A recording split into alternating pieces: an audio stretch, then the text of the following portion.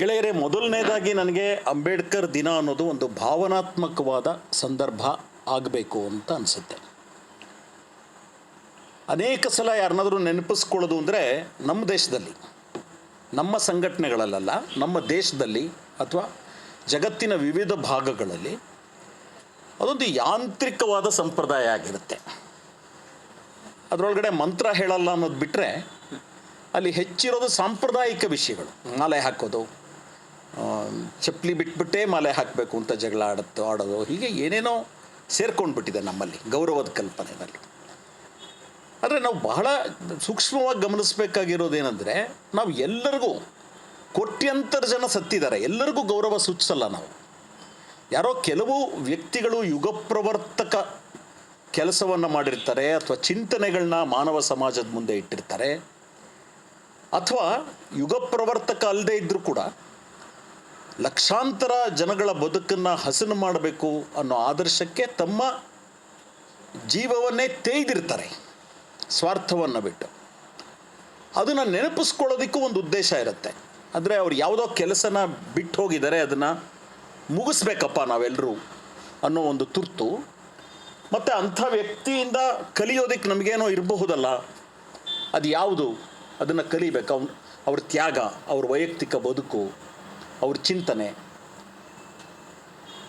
ನೀವು ನಿರಾಕರಿಸೋವಂಥ ಅಂಶ ಇರ್ಬೋದು, ಆದರೆ ನಿರಾಕರಿಸೋವಾಗಲೂ ಕೂಡ ಸ್ವೀಕರಿಸೋಕ್ಕೆ ಎಷ್ಟೋ ಇರುತ್ತಲ್ವ, ಅದನ್ನು ನೆನಪಿಸ್ಕೊಳ್ಳುವಂಥ ಸಂದರ್ಭ ಆಗಿರುತ್ತೆ. ಇವತ್ತಿಗೂ ಕೂಡ ಯಾವ ಜನಗಳು ಅಂಬೇಡ್ಕರ್ ಜೊತೆಗೆ ಭಾವನಾತ್ಮಕವಾಗಿ ಒಂದಾಗಿದ್ದಾರೆ, ಈ ಸಮಾಜದ ದೀನದಲಿತರು, ಅವ್ರನ್ನ ನೆನೆಸ್ಕೊಳ್ತಾ ನಾವು ಈ ದಿನವನ್ನು ಆಚರಿಸೋಣ ಅಥವಾ ಚರ್ಚಿಸೋಣ. ಇದು ಸಂಭ್ರಮದ ದಿನ ಅಲ್ಲ, ಇದೊಂದು ರೀತಿ ಹೋರಾಟದ ಸಂಕಲ್ಪಗಳನ್ನು ಸ್ವೀಕರಿಸಬೇಕಾದ ದಿನ. ಇವತ್ತಿಗೂ ಬೆಳಗಿನ ಜಾವ ಇದೇ ಆಫೀಸಿನ ಮುಂದೆ ರಸ್ತೆಯಲ್ಲಿ ಕಸ ಗುಡಿಸ್ತಾ ಇರೋ ಹೆಣ್ಮಕ್ಳು ಯಾರು, ಅವರ ಜೀವನದ ಪರಿಸ್ಥಿತಿ ಏನು, ಅವರಲ್ಲಿ ಎಷ್ಟೋ ಜನಕ್ಕೆ ಇವತ್ತಿಗೂ ಕೂಡ ಕೆಲಸ ಶಾಶ್ವತ ಆಗಿಲ್ಲ, ಅವರ ಮಕ್ಕಳುಗಳ ಸ್ಥಿತಿ ಏನು, ಇವತ್ತಿಗೂ ಕೂಡ ಮ್ಯಾನ್ ಹೋಲ್ಗಳಲ್ಲಿ ಇಳಿದು ನಮ್ಮ ಮನೆಯಲ್ಲಿ ನಾವು ಮಾಡಿರ್ತಕ್ಕಂಥ ಗಲೀಜುಗಳನ್ನು ಸ್ವಚ್ಛ ಮಾಡ್ತಿರೋ ಜನ ಯಾರು, ಅದನ್ನು ಮಾಡ್ತಾ ಮಾಡ್ತಾ ಜೀವ ಬಿಟ್ಟಿರೋ ಅಂಥವ್ರು ಯಾರು. ಅಂಬೇಡ್ಕರ್ ಹೇಳೋವಂಥ ಭ್ರಾತೃತ್ವ ನಮ್ಮ ಸಮಾಜದಲ್ಲಿ ಬಂದಿದೆಯಾ? ಅವ್ರನ್ನ ನಮ್ಮ ಅಣ್ಣ ತಮ್ಮಂದರು ಅಂತ ನಾವು ಭಾವಿಸ್ತೀವ? ಹಾಗೆ ಭಾವಿಸದೇ ಇದ್ದರೆ ನಮ್ಮೆಲ್ಲ ಚಳುವಳಿಗಳು ಕೂಡ ಇನ್ನೂ ಎಷ್ಟು ದೂರ ಹೋಗಬೇಕಾಗಿದೆಯಲ್ಲ. ನಾವು ನಮ್ಮೊಳಗಡೆ ಇರ್ತಕ್ಕಂಥ ಗೋಡೆಗಳನ್ನು ನಾವು ಎಷ್ಟರ ಮಟ್ಟಿಗೆ ಮುರ್ಕೊಂಡಿದ್ದೀವಿ, ಯಾಕೆ ಮುರ್ಕೊಳ್ಳೋದಕ್ಕಾಗಿಲ್ಲ? ಇದನ್ನೆಲ್ಲ ಪ್ರಶ್ನಿಸ್ಕೊಳ್ತಾ ಇದ್ರ ಬಗ್ಗೆ ಗಾಢವಾಗಿ ಆಲೋಚನೆ ಮಾಡ್ತಾ ನಾವು ಈ ದಿನವನ್ನು ನಾವು ಆಚರಿಸಬೇಕು ಅಂತ ನಾನು ಭಾವಿಸಿದ್ದೀನಿ. ಸೊ ಗೆಳೆಯರೇ, ನಾವು ಬಹಳ ಬಿಕ್ಕಟ್ಟಿನ ಸಂದರ್ಭದಲ್ಲಿ ಈ ದಿನವನ್ನು ಆಚರಿಸೋದಕ್ಕೆ ಸೇರಿದ್ದೀವಿ. ಆ ಬಿಕ್ಕಟ್ಟೇನು ಅಂತಂದರೆ, ಯಾರೋ ಅಂಬೇಡ್ಕರ್ ಅವ್ರನ್ನ ಎತ್ಕೊಂಡು ಹೋಗೋಕ್ಕೆ ಪ್ರಯತ್ನ ಮಾಡ್ತಾ ಇದ್ದಾರೆ. ಎಕ್ಸ್ಪ್ರೋಪ್ರಿಯೇಷನ್ ಅಂತಾರಲ್ಲ, ಯಾರಿಗೆ ಅಂಬೇಡ್ಕರ್ ಸೇರೇ ಇಲ್ವೋ ಅವರು ಅವ್ರನ್ನ ಹೊತ್ಕೊಂಡು ಮಾಯ ಮಾಡೋಕ್ಕೆ ಪ್ರಯತ್ನ ಮಾಡ್ತಾರೆ. ನಮ್ಮೆಲ್ಲರ ಕೈಯಿಂದ ತಪ್ಪಿಸ್ಬಿಟ್ಟು ಮಾಯ ಮಾಡೋಕ್ಕೆ ಪ್ರಯತ್ನ ಮಾಡ್ತಿದ್ರು. ಇನ್ನೊಂದು ಸ್ವಲ್ಪ ದಿನಕ್ಕೆ ಅಂಬೇಡ್ಕರ್ ಕೈನಲ್ಲಿ ಕೇಸರಿ ಧ್ವಜ ಬರ್ಬೋದು, ಅವ್ರು ಹಾಕ್ಕೊಂಡಿರೋ ಸೂಟು ಕೇಸರಿ ಬಣ್ಣದ್ದಾಗ್ಬೋದು, ಏನು ಬೇಕಿದ್ರೂ ಆಗ್ಬೋದು, ಬಹಳ ಬೇಗಲೇ ಆಗ್ಬೋದು, ನಮ್ಮ ಕಣ್ಣೆದುರುಗಡೆ ಆಗ್ಬೋದು.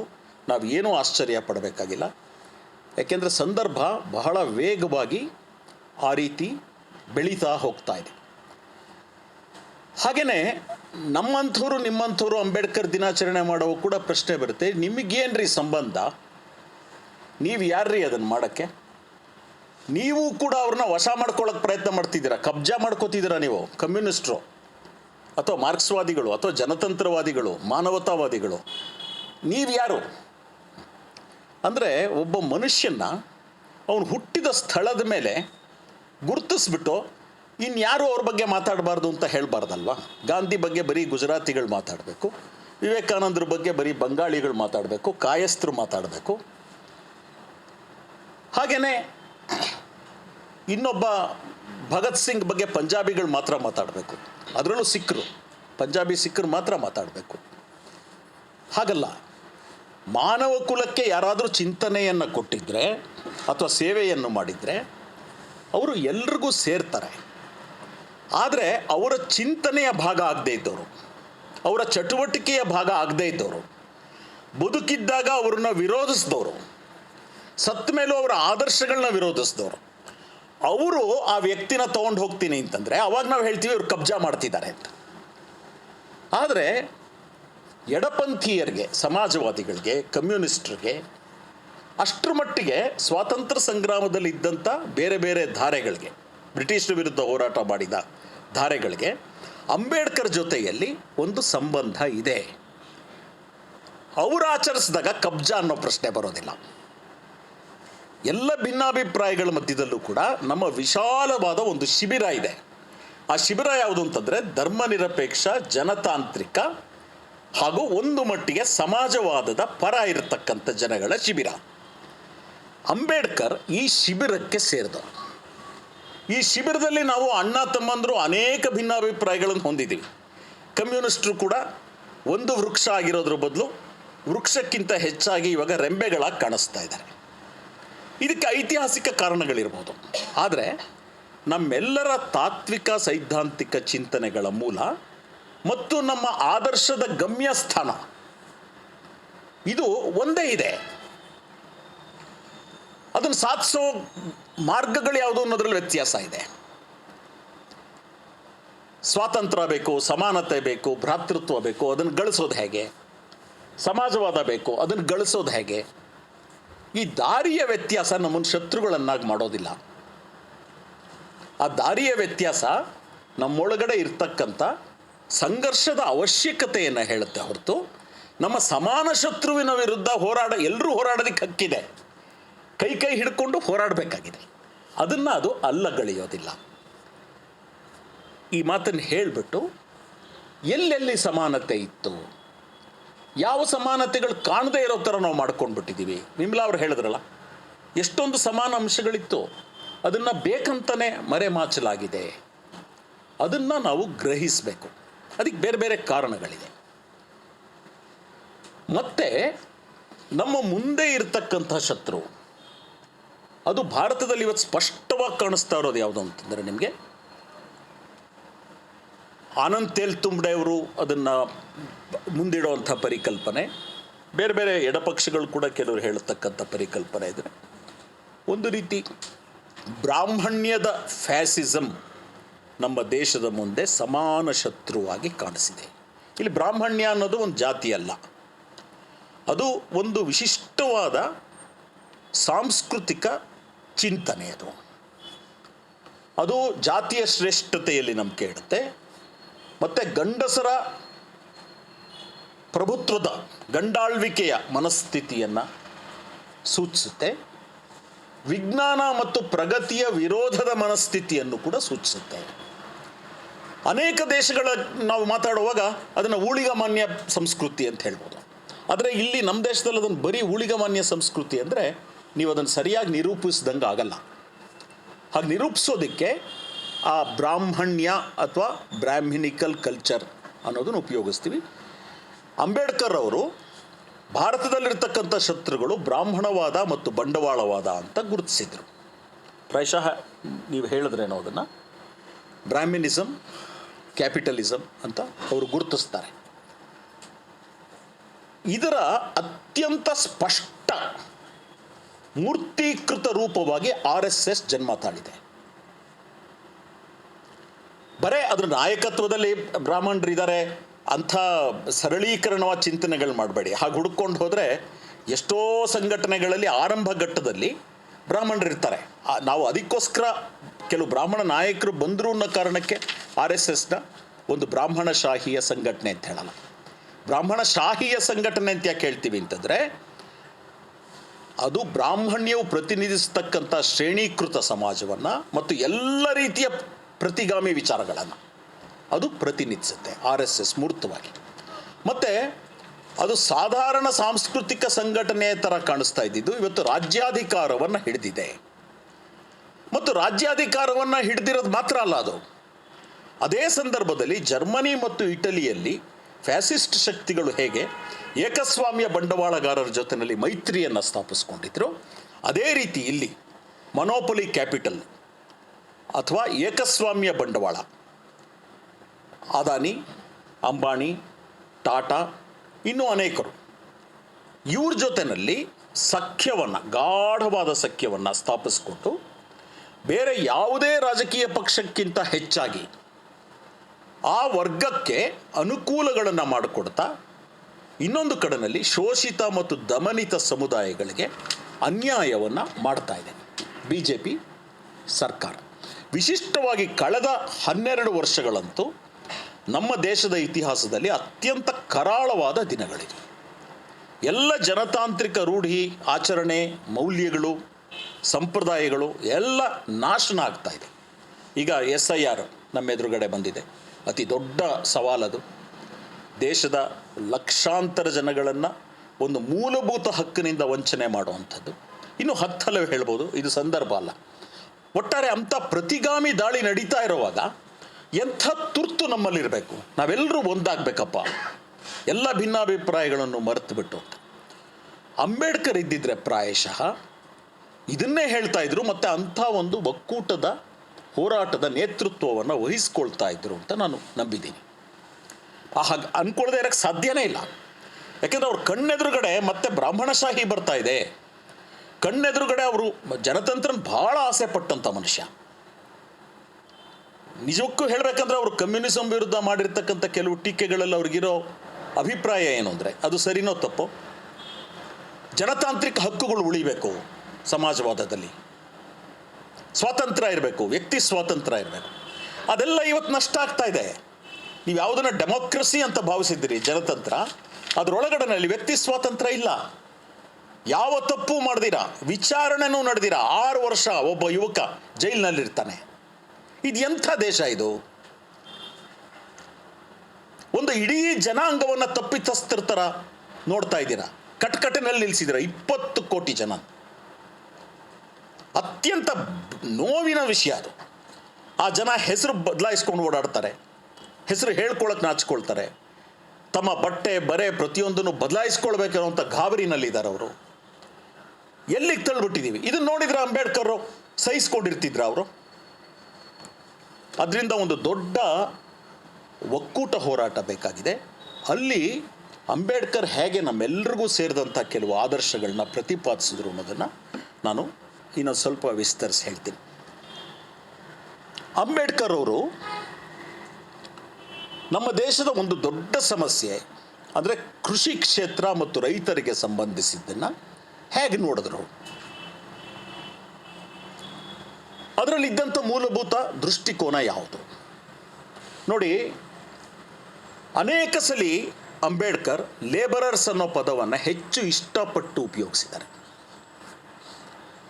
ಅವರು ಮೊದಲ ಸಲ ಬಿಡುಗಡೆ ಮಾಡಿದಂಥ ಪ್ರಣಾಳಿಕೆ, ಇಂಡಿಯನ್ ಲೇಬರ್ ಪಾರ್ಟಿ ಪ್ರಣಾಳಿಕೆಯಲ್ಲಿ ಕ್ಯಾಸ್ಟ್ ಅನ್ನೋ ಪದ 2 ಸಲ ಬರುತ್ತೆ.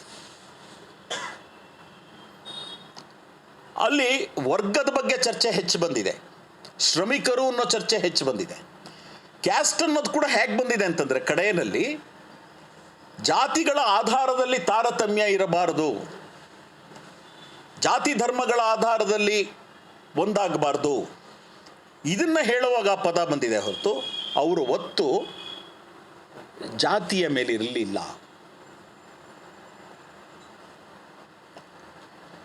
ಅವರು ಶ್ರಮಿಕರು ಅಂತ ಪದೇ ಪದೇ ಹೇಳ್ತಾ ಇದ್ದಾರೆ. ಹಾಗೆ ಹೇಳುವಾಗ ಹಳ್ಳಿಯ ಶ್ರಮಿಕ ಮತ್ತು ನಗರದ ಶ್ರಮಿಕ ಇಬ್ಬರನ್ನೂ ಕೂಡ ಗುರುತಿಸ್ತಾ ಇದ್ದಾರೆ. ಹಳ್ಳಿಯ ಬಡವರಿಗೆ ಸಂಬಂಧಪಟ್ಟಾಗ ಅವ್ರು ಏನು ಹೇಳ್ತಾರೆ, ಮತ್ತು ಆಗಿನ ಕಮ್ಯುನಿಸ್ಟ್ ಪಾರ್ಟಿ ಏನು ಹೇಳ್ತಾ ಇತ್ತು ಅಂದರೆ, ಜಮೀನ್ದಾರರ ಕೈಯಲ್ಲಿ 1000 ಎಕರೆ ಜಮೀನಿತ್ತು. ಅವಾಗ 100 ಎಕರೆ 1000 ಎಕರೆ ಜಮೀನಿತ್ತು. ಆದ್ದರಿಂದ ಭಾರತದ ಮುಂದೆ ಇದ್ದಂಥ ಒಂದು ದೊಡ್ಡ ಸವಾಲು ಅಂದರೆ ಭೂ ಸುಧಾರಣೆ. ಒಂದು ಮಿತಿಯ ಆಚೆ ಕಡೆ ಯಾರೂ ಭೂಮಿಯನ್ನು ಇಟ್ಕೊಳ್ಳೋ ಹಾಗಿಲ್ಲ ಅಂತ ಮಾಡಬೇಕು. ಆ ಭೂಮಿಯನ್ನು ಬಡ ರೈತರಿಗೆ ಮತ್ತು ಭೂವಿಹೀನ ರೈತರಿಗೆ, ಭೂವಿಹೀನ ಕಾರ್ಮಿಕರಿಗೆ ಹಂಚಬೇಕು. ಈ ಭೂ ಸುಧಾರಣೆಯನ್ನು ಅಂಬೇಡ್ಕರ್ ಪ್ರತಿಪಾದಿಸ್ತಾರೆ. ಇದು ಯಾವುದೇ ಒಂದು ಜಾತಿಗೆ ಅನ್ವಯಿಸೋದಲ್ಲ. ಆದರೆ ಇದರ ಲಾಭ ದಲಿತರಿಗೆ ಹೆಚ್ಚಾಗ್ಬೋದಾ? ಖಂಡಿತ ಆಗ್ಬೋದು. ಯಾಕೆಂದರೆ ಇವತ್ತಿಗೂ ಕೂಡ ಅಷ್ಟೇ, ಅವತ್ತಿಗೂ ಅಷ್ಟೇ, ಹಳ್ಳಿನಲ್ಲಿ ಅತಿ ಕಡಿಮೆ ಜಮೀನಿರೋರು ಅಥವಾ ಜಮೀನು ಇಲ್ಲದೆ ಇರೋರು ಯಾರು ಅಂತಂದರೆ ದಲಿತರು. ಆದರೆ ಅವರು ದಲಿತರ ಹೆಸರಿನಲ್ಲಿ ಬೇಡಿಕೆ ಎತ್ತುತ್ತಾ ಇಲ್ಲ. ಹೆಚ್ಚುವರಿ ಭೂಮಿಯನ್ನು ಬಡ ರೈತರು ಮತ್ತು ಭೂವಿಹೀನ ಕಾರ್ಮಿಕರ ಮಧ್ಯದಲ್ಲಿ ಹಂಚಿ, ಇದು ಅವರ ಪ್ರಣಾಳಿಕೆಯ ಒಂದು ಮುಖ್ಯವಾದ ಅಂಶ. ಎರಡನೇದಾಗಿ ಅವರು ಇನ್ನೊಂದು ಹೇಳ್ತಾರೆ, ನಮ್ಮ ಸಣ್ಣ ಸಣ್ಣ ಹಿಡುವಳಿಗಳು ಲಾಭದಾಯಕ ಅಲ್ಲ. ಒಬ್ಬ ರೈತನ ಕೈನಲ್ಲಿ 1 ಎಕರೆ ಒಣಭೂಮಿ ಇರುತ್ತೆ, 2 ಎಕರೆ ಒಣಭೂಮಿ ಇರುತ್ತೆ.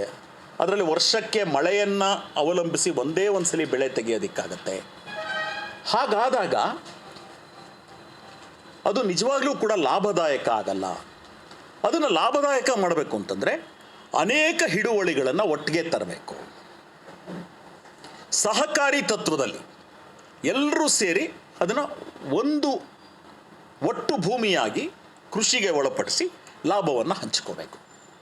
ನೀವು ಸೂಕ್ಷ್ಮವಾಗಿ ಗಮನಿಸಿ, ಈ ಪ್ರಯೋಗವನ್ನು ಮೊದಲು ಇಡೀ ಜಗತ್ತಿನಲ್ಲಿ ಮಾಡಿದಂಥ ರಾಷ್ಟ್ರ ಯಾವುದು? ಸೋವಿಯತ್ ಒಕ್ಕೂಟ. ಸೋವಿಯತ್ ಒಕ್ಕೂಟ ಏನು ಮಾಡುತ್ತೆ? ಕ್ರಾಂತಿಯಾದ ನಂತರ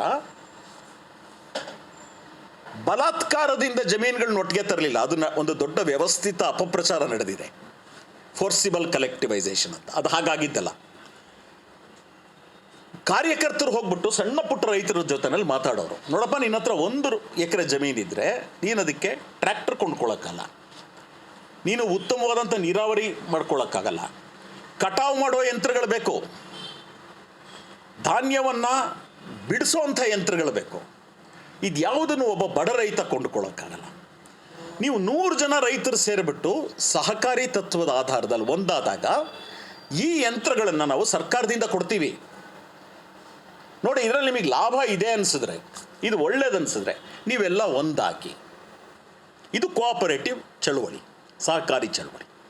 ಇದರ ನಂತರ ಇನ್ನೊಂದು ಬರುತ್ತೆ, ಅದನ್ನು ನಾವು ಸಾಮೂಹಿಕ ಕೃಷಿ ಅಥವಾ ಕಲೆಕ್ಟಿವ್ ಫಾರ್ಮ್ಸ್ ಅಂತ ಕರಿತೀವಿ, ಸ್ಟೇಟ್ ಫಾರಮ್. ಈ ಹಂತವಾದ ಕೃಷಿಯ ಬದಲಾವಣೆಯನ್ನು ಈ ವ್ಯವಸ್ಥೆಯ ಒಳಗಡೆನಲ್ಲಿ ಅಂಬೇಡ್ಕರ್ ಪ್ರತಿಪಾದಿಸ್ತಾ ಇದ್ದಾರೆ. ಅವರ ಪ್ರೇರಣೆ ಮತ್ತು ಸ್ಫೂರ್ತಿ ಎಲ್ಲಿಂದ ಬಂದಿದೆ ಸ್ಪಷ್ಟ ನಮಗೆ. ಯಾಕೆಂದರೆ ಅವರು ಅನೇಕ ಸಲ ಸೋವಿಯಟ್ ಆರ್ಥಿಕತೆಯನ್ನು ಹೊಗಳಿದ್ದಾರೆ. ಇದು ಬಂಡವಾಳಶಾಹಿ ವ್ಯವಸ್ಥೆನಲ್ಲಿ ಎಷ್ಟು ಮಟ್ಟಿಗೆ ಯಶಸ್ವಿಯಾಗುತ್ತೋ ನನಗೆ ಗೊತ್ತಿಲ್ಲ. ಆದರೆ ಒಂದು ಕಾರ್ಯಕ್ರಮವಾಗಿ ಬಹಳ ರ್ಯಾಡಿಕಲ್ ಆಗಿರತಕ್ಕಂಥ ಕಾರ್ಯಕ್ರಮ.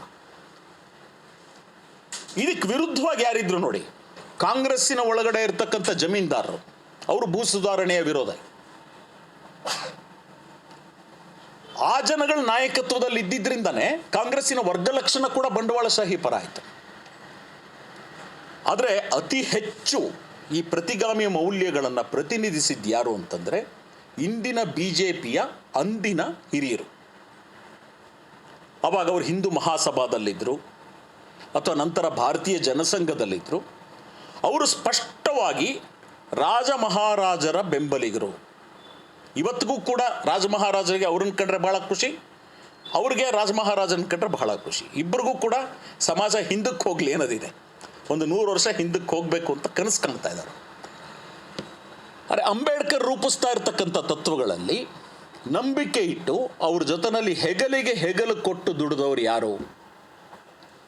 Communist party. ಇದನ್ನು 30ರ ದಶಕದಲ್ಲಿ ಅಂಬೇಡ್ಕರ್ ಗುರುತಿಸಿದ್ರು. ನನ್ನ ಅತಿ ದೊಡ್ಡ ಮಿತ್ರಶಕ್ತಿ ಅಂತಂದರೆ ಇವರೇ. 2 ಚಳವಳಿಗಳನ್ನ ಗೋಪಾಲಕೃಷ್ಣ ಅವರು ಹೆಸರಿಸಿದ್ರು. ಮಹಾಡ್ ಚಳವಳಿಯಲ್ಲಿ ಅವ್ರ ಜೊತೆಯಲ್ಲಿ ಇದ್ದವ್ರು ಯಾರು? ಸಂಪೂರ್ಣ ಅವ್ರಿಗೆ ಬೆಂಬಲ ಕೊಟ್ಟವರು, ರಕ್ಷಣೆ ಕೊಟ್ಟವರು, ಅವ್ರ ಜೊತೆಯಲ್ಲಿ ಹೆಗಲಿಗೆ ಹೆಗಲು, ಜೀವಕ್ಕೆ ಜೀವ ಕೊಟ್ಟು ದುಡಿದವ್ರು ಯಾರಾದರೆ ಕಮ್ಯುನಿಸ್ಟ್ ಪಾರ್ಟಿಯ ಸದಸ್ಯರು, ಎಡಪಂಥೀಯರು.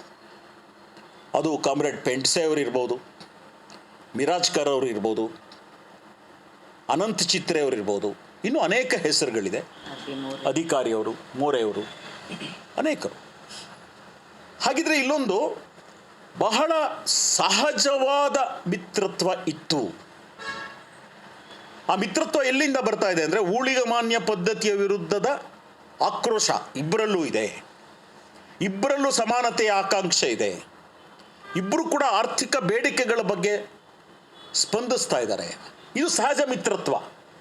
ಇದು ಬಲಾತ್ಕಾರದಿಂದ ಬಂದಿರೋದಲ್ಲ, ಅವಕಾಶವಾದಿತನದಿಂದ ಬಂದಿರೋದಲ್ಲ. ಇದೊಂದು ನ್ಯಾಚುರಲ್ ಅಲಯನ್ಸ್.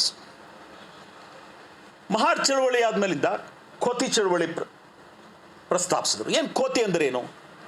ಇದು ಬಿಜಾಪುರದ ಆದಿಲ್ ಶಹನ ಕಾಲದೊಳಗಡೆನಲ್ಲಿ ಅವನೇನು ಮಾಡಿದ್ದ ಅಂತಂದರೆ, ಕೊಂಕಣ ಸೀಮೆ ಒಳಗಡೆನಲ್ಲಿ ಜೌಗು ಪ್ರದೇಶಗಳನ್ನು ಇದನ್ನೆಲ್ಲ ವ್ಯವಸಾಯಕ್ಕೆ ಒಳಪಡಿಸೋದಕ್ಕೆ ಬಡಬಗ್ಗರನ್ನ ಕರೆದ್ಬಿಟ್ಟು, ನೀವು ಅದರಲ್ಲಿ ಕೆಲಸ ಮಾಡಿಬಿಟ್ಟು ನೀವು ನನ್ನ ಪ್ರಜೆಗಳಾಗಿರಿ, ನಾನು ನಿಮ್ಮನ್ನು ನೋಡ್ಕೋತೀನಿ. ಇದು ಬ್ರಿಟಿಷ್ ಆಳ್ವಿಕೆ ಬಂದ ಮೇಲೂ ಕೂಡ ನಮ್ಮ ಸ್ವಾತಂತ್ರ್ಯ ಬರೋವರೆಗೂ ಹೆಚ್ಚು ಕಡಿಮೆ ಈ ಕೋತಿ ಪದ್ಧತಿ ಮುಂದುವರೆದಿತ್ತು. ಅದರಲ್ಲಿ ರೈತನಿಗೆ ಸ್ವಂತ ಜಮೀನಿಲ್ಲ, ಅವನಿಗೊಂದು ಸ್ವಂತ ಅಸ್ತಿತ್ವನೂ ಇಲ್ಲ. ಅತ್ಯಂತ ಕ್ರೂರ ಊಳಿಗಮಾನ್ಯ ಪದ್ಧತಿ. ಒಬ್ಬ ಮನುಷ್ಯನ ವೈಯಕ್ತಿಕ ಜೀವನದ ಪ್ರಶ್ನೆಗಳನ್ನ ಕೂಡ ಜಮೀನ್ದಾರ ತೀರ್ಮಾನ ಮಾಡ್ತಾನೆ. ಈ ಕೋತಿ ಪದ್ಧತಿಯ ವಿರುದ್ಧದ ಹೋರಾಟದಲ್ಲಿ ಯಾರಿದ್ರು? ಮತ್ತಿದ್ದವರು ಕಮ್ಯುನಿಸ್ಟರು. ವಿರೋಧಿಗಳು ಯಾರು? ಅತಿ ದೊಡ್ಡ ಕೋತ್ ಮಾಲೀಕರು ಯಾರಂತಂದರೆ, ಅಥವಾ ಕೋತಿನ ಯಜಮಾನರು ಯಾರಂತಂದರೆ ಹಿಂದೂ ಮಹಾಸಭಾದವರು. ಸೊ ಒಂದು ಕಡೆ ಸಹಜ ಮಿತ್ರತ್ವ ಇದ್ದರೆ, ಇನ್ನೊಂದು ಕಡೆಯಲ್ಲಿ ಸಹಜ ಶತ್ರುತ್ವ ಇದೆ. ಈ ಸಮೀಕರಣವನ್ನು ನಾವು ಜ್ಞಾಪಕ ಇಟ್ಕೋಬೇಕು. ಇವತ್ತಿನ ದಲಿತ ಹೋರಾಟದಲ್ಲಿರೋರು ಪ್ರತಿಯೊಬ್ಬರು ಈ ಇತಿಹಾಸನ ಅರ್ಥ ಮಾಡ್ಕೋಬೇಕು. ಅಂಬೇಡ್ಕರ್ರ ಮಹತ್ವದ ಚಳುವಳಿಗಳಲ್ಲಿ ಅವ್ರ ಜೊತೆಲಿ ಇದ್ದಂಥ ಮಿತ್ರಶಕ್ತಿ ಯಾವುದು, ಶತ್ರುಶಕ್ತಿ ಯಾವುದು, ಅದಕ್ಕಿರುವಂಥ ಐತಿಹಾಸಿಕ ಆರ್ಥಿಕ ಕಾರಣಗಳು ಯಾವುದು? ಕೋತಿ ಚಳುವಳಿನಲ್ಲಿ ಆಗಿನ ಕಾಲದಲ್ಲಿ ಇಡೀ ಇಂಡಿಯಾದಲ್ಲಿ ಯಾರೂ ಕೂಡ, ಕಾಂಗ್ರೆಸ್ ಸೇರಿ, ಜಮಾಯಿಸದೇ ಇದ್ದಂಥ ಒಂದು ಇದನ್ನು ಬೆಂಬಲವನ್ನು ಕಮ್ಯುನಿಸ್ಟರು ಮತ್ತು ಅಂಬೇಡ್ಕರ್ ಒಟ್ಟಾಗಿ ಸೇರಿಸ್ತಾರೆ. 25,000 ಜನ ಮುಂಬೈಗೆ ಪಾದಯಾತ್ರೆ ಮಾಡ್ತಾರೆ. ನಾವು ಇವಾಗೆಲ್ಲ 50,000 ಜನದ ಪಾದಯಾತ್ರೆ ಎಲ್ಲ ನೋಡ್ತೀವಿ. ಅದೇನು ಮಹಾರಾಷ್ಟ್ರಕ್ಕೊಂದು ಪರಂಪರೆ ಇದ್ದಂಗಿದೆ. ಇದು ಅದರ ಮೂಲ ಅಲ್ಲಿದೆ. 25,000 ಜನ ನಡ್ಕೊಂಡು ಹೋಗ್ತಾರೆ. ಇದು ಎಷ್ಟು ಗಟ್ಟಿಯಾದಂಥ ಒಂದು ಸಾಧ್ಯತೆ ಇತ್ತು. ವರ್ಗ ಮತ್ತು ಜಾತಿ ಹೋರಾಟಗಳು ಸಮ್ಮಿಳನಗೊಂಡು ಹೋಗೋದಕ್ಕೆ ಎಂಥ ಒಳ್ಳೆ ಅವಕಾಶ ಇತ್ತು. ಅದನ್ನು ನೆನೆಸ್ಕೊಂಡ್ರೆ ಇವತ್ತು ನಮಗೆ ಅಯ್ಯೋ ಅದನ್ನು ಕಳ್ಕೊಂಡ್ಬಿಟ್ವ ನಾವು ಇತಿಹಾಸದಲ್ಲಿ ಅಂತ ಅನಿಸುತ್ತೆ. ಅದು ಅನ್ನಿಸ್ಬೇಕು, ಎಲ್ರಿಗೂ ಅನ್ನಿಸ್ಬೇಕು. ಕಮ್ಯುನಿಸ್ಟ್ರಿಗೂ ಅನ್ನಿಸ್ಬೇಕು, ದಲಿತರಿಗೂ ಅನ್ನಿಸ್ಬೇಕು, ಎಲ್ಲ ಪ್ರಗತಿಶೀಲರಿಗೂ ಅನ್ನಿಸ್ಬೇಕು. ಯಾಕೆ ಅನ್ನಿಸ್ಬೇಕು ಅಂದರೆ, ಇನ್ನೊಂದ್ಸಲಿ ನಾವು ಅಂಥ ಅವಕಾಶನ ಕಳ್ಕೊಳ್ಬಾರ್ದು ವರ್ತಮಾನದಲ್ಲಿ.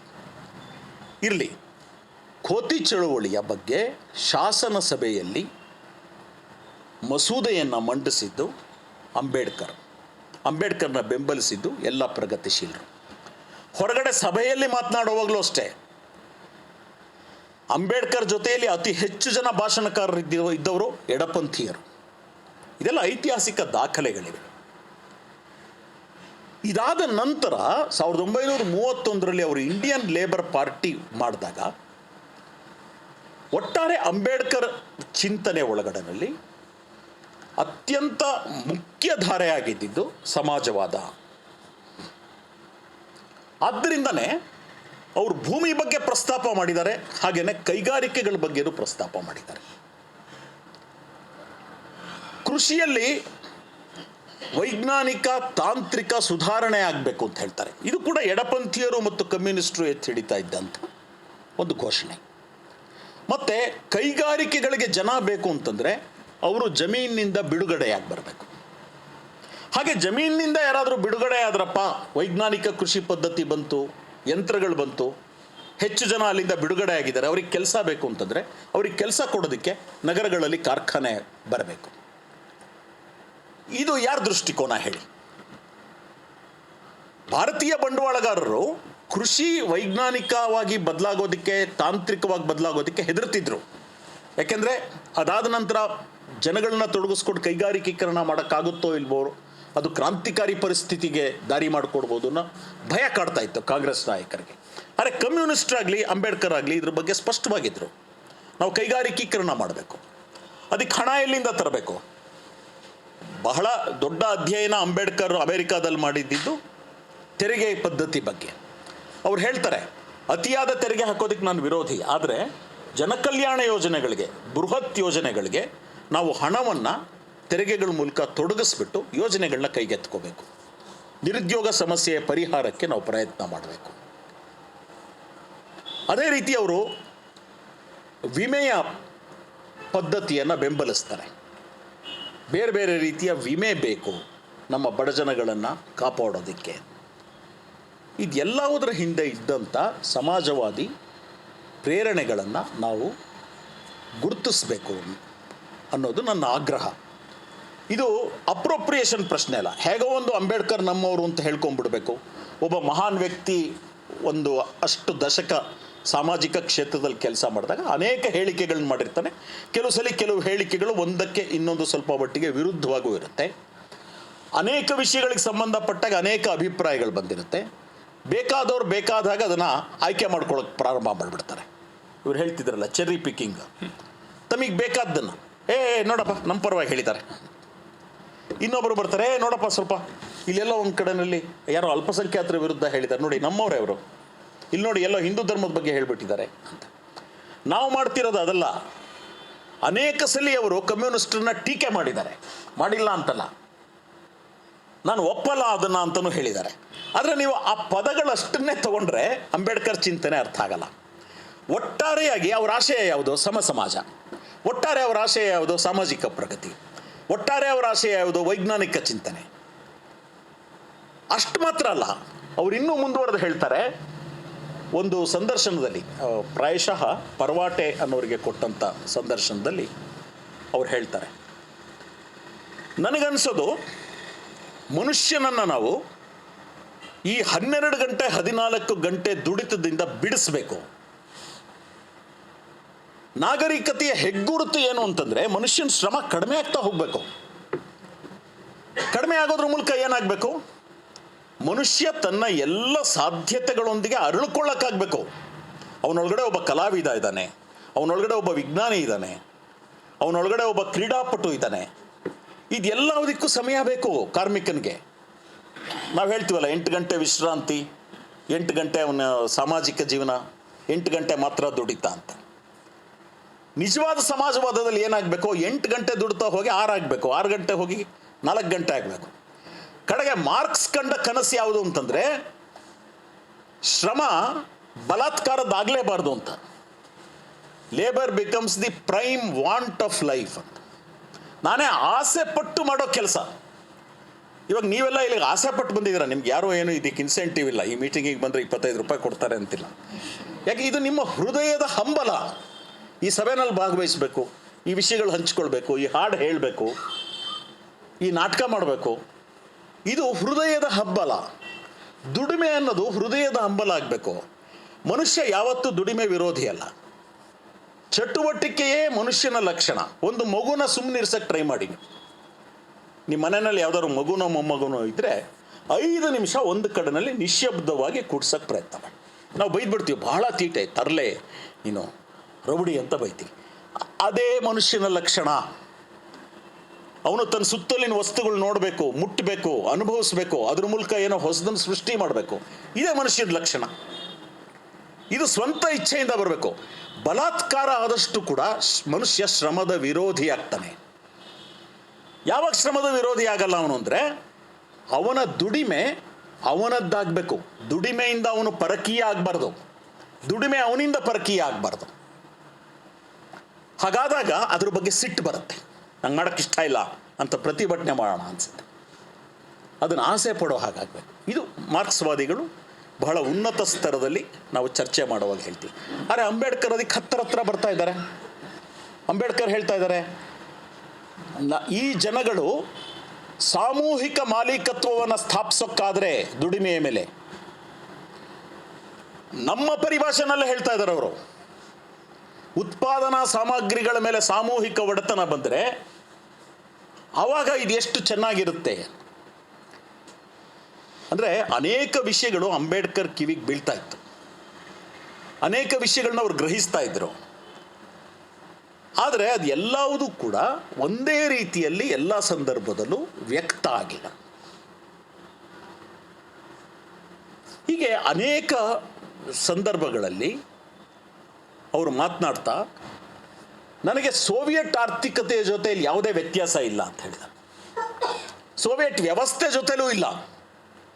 ಆದರೆ ನೀವು ಯಾವುದಾದ್ರೂ ಒಂದು ರೀತಿಯಲ್ಲಿ ಅಲ್ಲಿ ಹೆಚ್ಚು ಮುಕ್ತವಾದಂಥ ಅಭಿಪ್ರಾಯ ವಿನಿಮಯಕ್ಕೆ ಅವಕಾಶನ ಕಲ್ಪಿಸುವಂಥದ್ದನ್ನು ಹೇಳಿ. ನನಗೆ ಬೇಕಾಗಿರೋದು ಅದು. ಅಂಬೇಡ್ಕರ್ ಚಿಂತನೆ ರೂಪುಗೊಳ್ಳುವಾಗ ಅಮೇರಿಕಾದಲ್ಲಿ ಅವರು ವಿದ್ಯಾರ್ಥಿಯಾಗಿದ್ದರಲ್ಲ, ಅವರು 2 ಪ್ರಭಾವಕ್ಕೆ ಒಳಗಾಗಿರ್ತಾರೆ. ಒಂದು ಅವರ ಪ್ರಾಧ್ಯಾಪಕರಾದಂಥ ಡ್ಯೂಯಿ ಅಂತ. ಡ್ಯೂಯಿ ಅವರ ತಾತ್ವಿಕ ಚಿಂತನೆ ಅಂದರೆ ಅದನ್ನು ಪ್ರಾಗ್ಮ್ಯಾಟಿಸಮ್ ಅಂತ ಕರಿತೀವಿ. ಅಂದರೆ ಸಾಧ್ಯವಾದ ದಾರಿನಲ್ಲಿ ಆದಷ್ಟು ಬೇಗ ಪರಿಹಾರಗಳನ್ನು ಕಂಡುಕೊಳ್ಳಬೇಕು ಅಂತ. ಅದು ಅಂಬೇಡ್ಕರ್ ಮೇಲೆ ಪ್ರಭಾವ ಬೀರಿದ್ರಿಂದ ಅನೇಕ ಸಲ ಅವ್ರ ಚಿಂತನೆ ಏನಾಗುತ್ತೆ ಅಂದರೆ, ಈ ವ್ಯವಸ್ಥೆ ಒಳಗಡೆ ಏನು ಹುಡುಕ್ಬೋದಪ್ಪ ಪರಿಹಾರ, ಮೀಸಲಾತಿ ಮೂಲಕನೋ ಅಥವಾ ಕೋಆಪರೇಟಿವ್ ಫಾರ್ಮಿಂಗ್ ಮೂಲಕನೋ ಈ ವ್ಯವಸ್ಥೆ ಒಳಗಡೆ ಒಂದು ಪರಿಹಾರ ಹುಡ್ಕೋಣ ಅಂತ. ಆದರೆ ಅದಷ್ಟೇ ಅಂಬೇಡ್ಕರ್ ಚಿಂತನೆ ಅಲ್ಲ, ಅದು ಅವ್ರ ದಾರಿ, ಹುಡುಕೊಳ್ತಾ ಇರೋ ತುರ್ತಿನ ದಾರಿ. ಆದರೆ ಅವರ ಆದರ್ಶ ಅಲ್ಲಿ ನಮಗೂ ಅವ್ರಿಗೂ ವ್ಯತ್ಯಾಸ ಇಲ್ಲ. ಹಾಗೆ ಅವರ ಕೆಲವೊಂದು ಟೀಕೆಗಳು ಸಮಾಜವಾದದ ಬಗ್ಗೆ ಬಂದಿದ್ದಕ್ಕೆ ಕಾರಣ ಅವ್ರು ಇನ್ನೊಬ್ಬ ಪ್ರಾಧ್ಯಾಪಕರು ಅವರು ಫೇಬಿಯನ್ ಸಮಾಜವಾದಿ ಅಂತಾಗಿದ್ದರು. ಫೇಬಿಯನ್ ಅಂದರೆ ಆತುರ ಇಲ್ಲದೆ ಇರೋವಂಥ, ಒತ್ತಡ ಇಲ್ಲದೆ ಇರೋವಂಥ ಬದಲಾವಣೆಯನ್ನು ಉಂಟು ಮಾಡೋದು ಅಂತ ಆ ಪದದ ಅರ್ಥ. ಈ ಫೇಬಿಯನ್ ಸಮಾಜವಾದಿ ಗುಂಪು ಇಂಗ್ಲೆಂಡ್ನಲ್ಲಿ ಬಹಳ ಬಲವಾಗಿತ್ತು. George Bernard Shaw, Sidney Webb, Beatrice Webb, H.G. Wells ಇವರೆಲ್ಲ ಇದ್ದಂಥ ಚಳುವಳಿ ಅದು. ಅದರ ಪ್ರಭಾವ ಇವ್ರ ಮೇಲೆ ಆಗಿತ್ತಲ್ಲ. ಸೊ ಇವ್ರಿಗೆ ನೋಡಿ, ಕ್ರಾಂತಿ ಅನ್ನೋದು, ಹಿಂಸೆ ಅನ್ನೋದು, ಹಠಾತ್ ಬದಲಾವಣೆ ಅನ್ನೋದು ಇದು ಬೇಕಾಗಿಲ್ಲ. ನಾವು ನಿಧಾನವಾಗಿ ಈ ಬದಲಾವಣೆಗಳನ್ನ ಗಳಿಸ್ಕೊಳ್ಬಹುದು. ಆದ್ದರಿಂದಾಗಿ ಕೆಲವು ಟೀಕೆಗಳು ಸಮಾಜವಾದಿ ಚಳುವಳಿ ಮೇಲೆ ಅಥವಾ ಸೋವಿಯತ್ ಯೂನಿಯನ್ ಮೇಲೆ ಬಂದಿದೆ. ಆದರೆ ನೀವು ಅದನ್ನೇ ದೊಡ್ಡದು ಮಾಡಿಬಿಟ್ಟು ಅವ್ರು ಕಮ್ಯುನಿಸ್ಟ್ ವಿರೋಧಿ ಅನ್ಕೊಂಡ್ಬಿಟ್ರೆ ತಪ್ಪು. ಇಂಥ ಚಿಂತನೆಗಳು ಒಂದು ಸಮಾಜದಲ್ಲಿ ಅನೇಕ ಸಲ ಅನೇಕ ಮೂಲೆಗಳಿಂದ ಬರ್ತಾ ಇರುತ್ತೆ. ಆದರೆ ಇಲ್ಲಿರೋ ಮೂಲ ಆಶಯ ಯಾವುದು? ಅವ್ರಿಗೆ ಸಮಾಜವಾದ ಬೇಕಾಗಿದೆ. ಅವ್ರ ಜೀವನದಲ್ಲಿ ಒಂದು ಮೂಲ ಮಂತ್ರದ ಥರ ಅವ್ರು ಯಾವಾಗಲೂ ಹೇಳ್ತಾ ಇದ್ದಿದ್ದು ಯಾವುದು ಅಂದರೆ ಫ್ರೆಂಚ್ ಮಹಾಕ್ರಾಂತಿಯ ತತ್ವಗಳು. Equality, liberty, fraternity. ಅಂದರೆ ಸ್ವಾತಂತ್ರ್ಯ, ಸಮಾನತೆ, ಭ್ರಾತೃತ್ವ. ಕಮ್ಯುನಿಸ್ಟ್ರಿಗೆ ಅದರ ಜೊತೆ ವಿರೋಧ ಇದೆಯಾ? ನಮಗೇನೂ ವಿರೋಧ ಇಲ್ಲ. ನಾವು ಆದರ್ಶವನ್ನು ಸ್ವೀಕರಿಸಿದ್ದೀವಿ, ಆದರೆ ಆದರ್ಶದಲ್ಲಿರುವಂಥ ದ್ವಂದ್ವವನ್ನು ನಾವು ತೋರಿಸ್ತೀವಿ ಅಷ್ಟೇ. ಬಂಡವಾಳಶಾಹಿ ಸಮಾಜದಲ್ಲಿ ಎಲ್ಲರೂ ಸ್ವತಂತ್ರರು, ಆದರೆ ನಮ್ಮ ಸ್ವಾತಂತ್ರ್ಯದ ಮಿತಿಯು ನಮ್ಮ ಜೇಬಿನಲ್ಲಿರುವ ದುಡ್ಡಿನಿಂದ ನಿರ್ಧರಿಸಲ್ಪಡುತ್ತದೆ. ಉಳಿಗಮಾನ್ಯ ಪದ್ಧತಿನಲ್ಲಾದರೆ ಏನಾಗೋದು, ಜಮೀನ್ದಾರರು ಮಾತ್ರ ಕುದುರೆ ಮೇಲೆ ಕೂತ್ಕೋಬೋದು, ಬಡವರು ಕೂತ್ಕೊಳ್ಳೋ ಹಾಗಿಲ್ಲ ಅಂತಿತ್ತು. ಬಂಡವಾಳಶಾಹಿ ಸಮಾಜದಲ್ಲಿ ಹಾಗೇನಿಲ್ಲ. ಗೋಪಾಲಕೃಷ್ಣ ಅವರು ಏರೋಪ್ಲೇನಲ್ಲಿ ಹೋಗ್ಬೋದು, ಮಂಜುನಾಥು ಹೋಗ್ಬೋದು. ಆದರೆ ಏರ್ಪೋರ್ಟಿಗೆ ಹೋದಾಗ ನಮ್ಮಿಬ್ಬರನ್ನು ಒಳಗಡೆಗೆ ಬಿಡಲ್ಲ, ಅದಾನಿ ಅಂಬಾನಿಗಳನ್ನ ಒಳಗಡೆಗೆ ಬಿಡ್ತಾರೆ. ಸ್ವಾತಂತ್ರ್ಯ ಇಲ್ವಾ? ಇದೆ, ಸಂವಿಧಾನದಲ್ಲಿ ಎಲ್ಲ ಕೊಟ್ಬಿಟ್ಟಿದ್ದೀವಿ, ನೀವೆಲ್ಲರೂ ಏರೋಪ್ಲೇನಲ್ಲಿ ಹೋಗ್ಬೋದು, ಬರೆದ್ಬಿಟ್ಟಿದ್ದೀವಿ ನಾವು. ಭ್ರಾತೃತ್ವ, ಎಲ್ಲರೂ ಸೋದರರು, ನೀವೆಲ್ಲರೂ ಸೋದರರು, ನಾವೆಲ್ಲರೂ ಸೋದರರ. ಹಾಗೆ ನಿಮ್ಮನೆಗೆ ಊಟಕ್ಕೆ ಬರ್ಬೋದಾ? ಇಲ್ಲ. ಕೊಳಗೇರಿಯವರ ಮನೆಗೆ ಊಟಕ್ಕೆ ಹೋಗಬೇಕು, ಬಸವನಗುಡಿಯವ್ರ ಮನೆಗೆ ಊಟಕ್ಕೆ ಹೋಗಬೇಕು, ಅದಾನಿಯವರು ಅಂಬಾನಿ ಮನೆಗೆ ಊಟಕ್ಕೆ ಹೋಗ್ಬೇಕು, ಅಂಬಾನಿಯವರು ಟಾಟಾ ಮನೆಗೆ ಊಟಕ್ಕೆ ಹೋಗ್ಬೇಕು. ಅಪರೂಪಕ್ಕೆ ನಮ್ಮ ಜೊತೆ ಸ್ಟಂಟಿಗೆ ಬಂದು ಒಂದು ದಿವಸ ಊಟ ಮಾಡ್ಬೋದು ಅಷ್ಟೇ. ಇದು ಭ್ರಾತೃತ್ವ. ಹಾಗೆ ಸ್ವಾತಂತ್ರ್ಯ ಆಗಲಿ, ಸಮಾನತೆ ಆಗಲಿ, ಭ್ರಾತೃತ್ವ ಆಗಲಿ, ಒಂದು ಬಂಡವಾಳಶಾಹಿ ಸಮಾಜದಲ್ಲಿ ಖಾಸಗಿ ಆಸ್ತಿಯ ಮಿತಿಯಿಂದ ಅದು ಮಿತಗೊಳಿಸಲ್ಪಟ್ಟಿದೆ. ನಾವು ಕಮ್ಯುನಿಸ್ಟ್ ಏನು ಹೇಳ್ತಿದ್ದೀವಿ ಅಂದರೆ, ಈ ಆದರ್ಶಗಳು ಸರಿ, ಆದರೆ ಈ ಆದರ್ಶಗಳು ಸಾಕ್ಷಾತ್ಕಾರ ಆಗಬೇಕು ಅಂತಂದರೆ ಖಾಸಗಿ ಆಸ್ತಿ ಹೋಗಬೇಕು. ಆದರೆ ಅಂಬೇಡ್ಕರ್ಗೆ ಇದು ಗೊತ್ತಿರಲಿಲ್ಲ ಅನ್ಕೋಬೇಡಿ. ಕೆಲವೊಮ್ಮೆ ಅಂಬೇಡ್ಕರ್ ಖಾಸಗಿ ಆಸ್ತಿ ವಿರುದ್ಧನೂ ಮಾತಾಡಿದ್ದಾರೆ. ಒಂದು ಕಡೆ ಹೇಳ್ತಾರೆ ಅವರು, ನೆಹರು ಬಿಟ್ಟರೆ ಬೇರೆ ಯಾರಿಗೂ ಕೂಡ ಖಾಸಗಿ ಆಸ್ತಿನ ವಿರೋಧಿಸಬೇಕು ಅನ್ನೋ ಕಲ್ಪನೆನೇ ಇಲ್ಲ ಈ ಕಾಂಗ್ರೆಸ್ನಲ್ಲಿ, ನನಗೆ ಅವ್ರಿಗೆ ಮಾತ್ರ ಇರೋದು, ಈ ಅರ್ಥದಲ್ಲೂ ಮಾತಾಡ್ತಾರೆ. ಹಾಗಿದ್ದರೆ ಎಲ್ಲೋ ಒಂದು ಕಡೆ ಅವರ ಪರಿಕಲ್ಪನೆಗಳ ಮಿತಿ, ಅವ್ರಿಗಿದ್ದಂಥ ಹೋರಾಟದ ಒತ್ತಡ ಮತ್ತು ಬದುಕು, ಎಂಥ ಕಷ್ಟದ ಬದುಕು ಆ ಮನುಷ್ಯ ನಡೆಸಿದ್ರು ಅಂತಂದರೆ, ನಾವು ಮಾರ್ಕ್ಸ್ ಬದುಕಿನ ಬಗ್ಗೆ ಎಲ್ಲ ಹೇಳ್ತೀವಲ್ಲ, ಅವ್ರ ಮಕ್ಕಳು ಬಡತನದಲ್ಲಿ ಸತ್ತರು ಅಂತೆಲ್ಲ, ಅಂಥದೇ ಪರಿಸ್ಥಿತಿನ ಅಂಬೇಡ್ಕರ್ ಮತ್ತು ಅವರ ಮೊದಲನೇ ಹೆಂಡತಿ ಎದುರಿಸಿದ್ದಾರೆ. 3-4 ಮಕ್ಕಳುಗಳು ಬಡತನದಲ್ಲಿ ಸತ್ತೋದ್ವು. ಇವೆಲ್ಲ ರೆಕಾರ್ಡ್ ಆಗಿದೆ. ಅಂಬೇಡ್ಕರ್ ಸ್ವತಃ ಅಮೇರಿಕದಲ್ಲಿ ಓದಬೇಕಾದ್ರೆ ಒಂದೇ ಹೊತ್ತು ಊಟ ಮಾಡಿದ್ರು ಅನೇಕ ದಿನಗಳ ಕಾಲ. ಯಾಕೆಂತಂದರೆ 2ನೇ ಹೊತ್ತು ಊಟ ಮಾಡೋದಕ್ಕೆ ಅವ್ರಿಗೆ ದುಡ್ಡು ಇರ್ತಿರಲಿಲ್ಲ. ಮನೆಯಲ್ಲಿ 9 ಜನ ಇದ್ದಾರೆ ಕುಟುಂಬದ ಸದಸ್ಯರು. ಅವ್ರು ಬದುಕೋದಕ್ಕೆ ದುಡ್ಡು ಕಳಿಸ್ಬೇಕು ಅವರು.